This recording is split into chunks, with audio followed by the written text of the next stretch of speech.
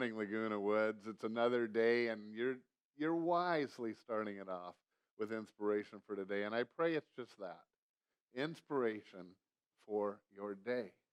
Now, in order to do that, we always start with a verse. We do that because the Bible, written by God, is where we truly get our spiritual inspiration. Because, at least on this show, we're all followers of Christ. And I certainly have one of my favorites with us again today, and it's Buddy Owen.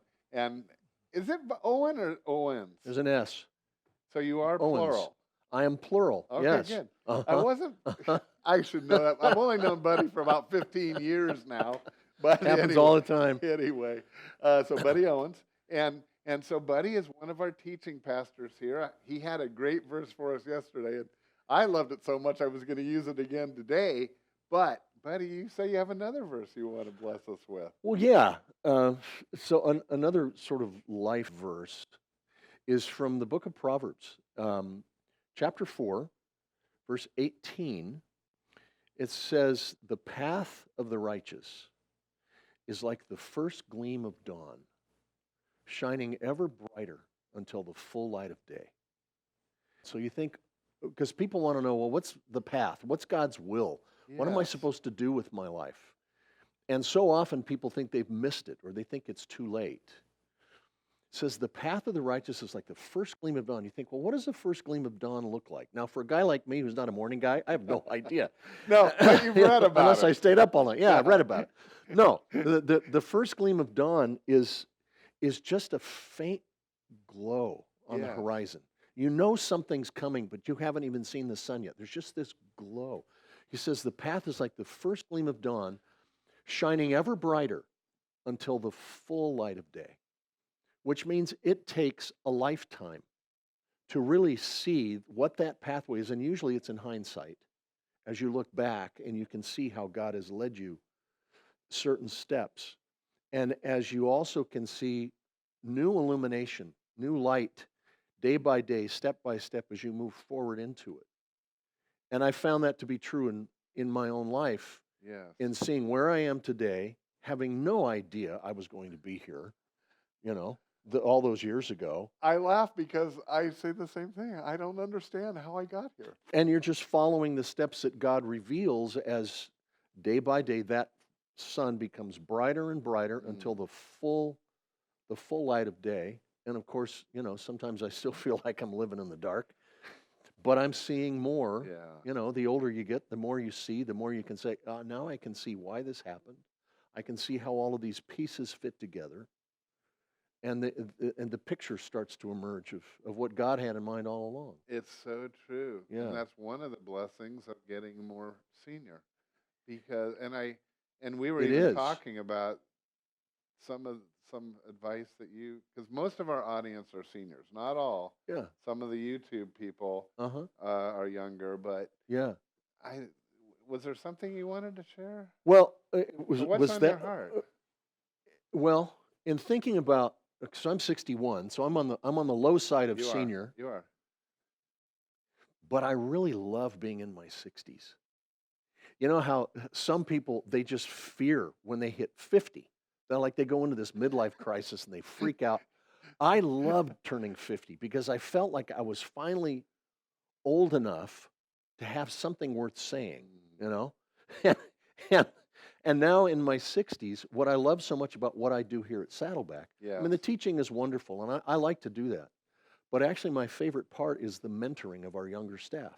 Wow. Of just whatever I know, pouring it into younger men and women, and helping nurture them along and point out the signposts along the way and things that they need to be careful of, and just watching the development of their ministries. That's what I enjoy the most. Well, I think your wisdom of seeing where God has worked at times in the past, obviously when things, then that helps you cope with the things of today, knowing that there's a plan behind it. And it's this loving Father. I preach this a lot. Yeah.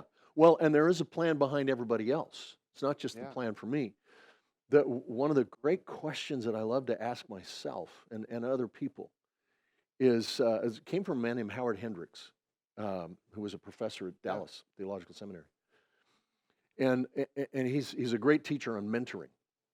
He says, by the time you're in your 60s, you've probably decided who's going to inherit the house, who's going to inherit your money, who's going to get the stocks and bonds, and who's going to inherit all of this stuff. He said, my question is, who is going to inherit your wisdom?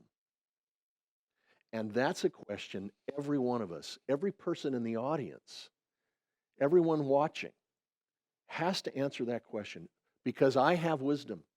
It's from my life experience. Who's going to inherit my wisdom?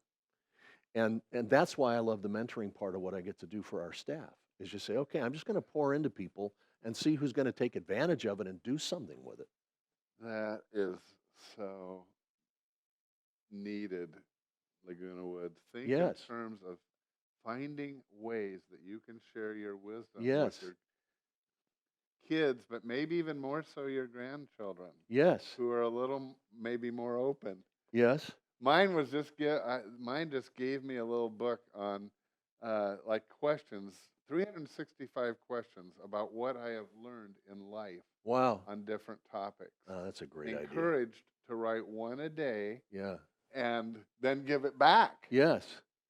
That's a great idea. There is a great wealth of wisdom in Laguna Woods. It's all sitting there. It's like a deep vault of wisdom that needs to be shared with people. Yeah. So that's my question to a Laguna Woods crowd is, who's going to inherit your wisdom?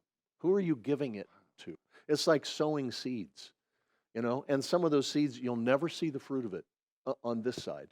And so, but it will produce fruit. So I would say find a way to do what Buddy has encouraged us to do, even to the point, obviously, sharing directly with your kids and grandkids. Yeah. But you also can take my children actually videoed. They took questions and videoed their grandparents. Huh. And so they would have that to keep into the future what Grammy said on different things. Yes. Now, a great way. So anyone can do that. Well, certainly they can. Now, sometimes it's a little awkward. How do you start the conversation without the kids feeling like you're nosing in on their business?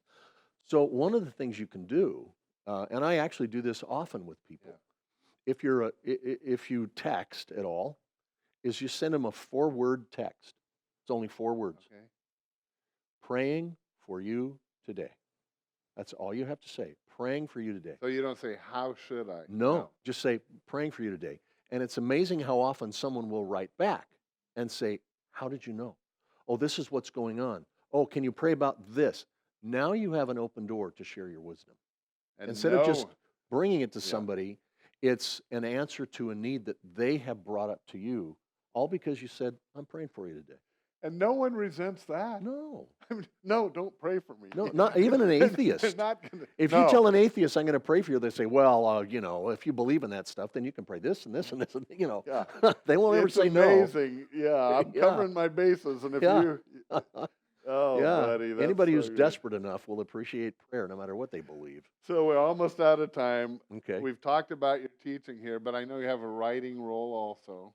I do. Don't you like small group material? I do. I put small group material together. I work on all of Rick's campaigns, Pastor Rick's spiritual growth campaigns, and then I write some of my own.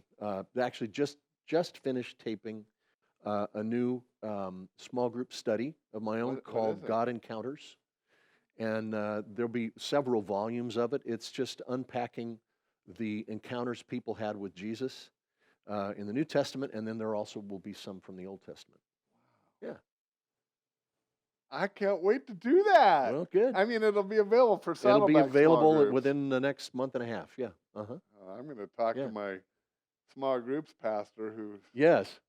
We're very near to one another. Yeah. Okay. Anyway. Good. Hey, thank you for coming by, buddy. This has been a blast. It's been great to be here. I love you and your ministry. You are a blessing to me and to our people many times over. Thanks. Thank you so much. All right. Thanks, friend. You too. Bye, Laguna Bye-bye. Woods.